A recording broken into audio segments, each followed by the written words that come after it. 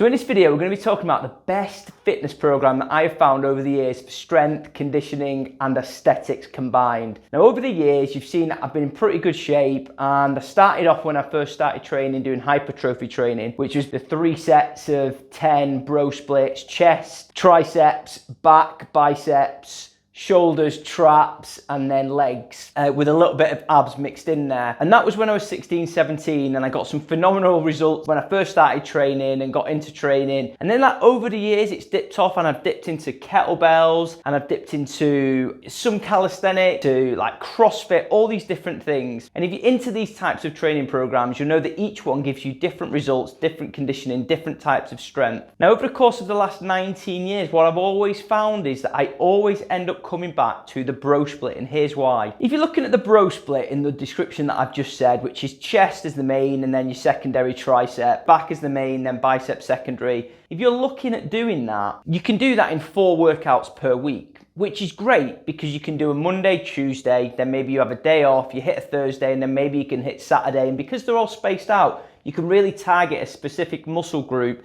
at a certain period of time, give it enough rest that really, in my view, if you push it enough, you can just do once a week. For most people, you're not really going to have a chance to be training muscle groups twice a week unless that's what you do for a living. So with that split, you get an equal exposure to all muscle groups, and you can really push it for 7 days because you know you've got rest of 7 days in between training that muscle group again. The other thing that you find with this type of workout, so for example, I've just done my chest and I've just done my triceps. You get a certain level of pump in your specific muscle groups that you cannot replicate, in my opinion, through any other training that I've done. So if you take, for example, kettlebell workout, they're great, but even if you're doing like a little bit of swinging in kettlebell workouts that target your whole core and abs, you never get that specific muscle pump in that certain area. And so if you really want to develop the aesthetic shape, strength within that muscle group, rather than doing a full body, I would argue that it's better for you to do isolated muscle movements because they're really going to focus on your lagging body part. Same with CrossFit. CrossFit's incredible for like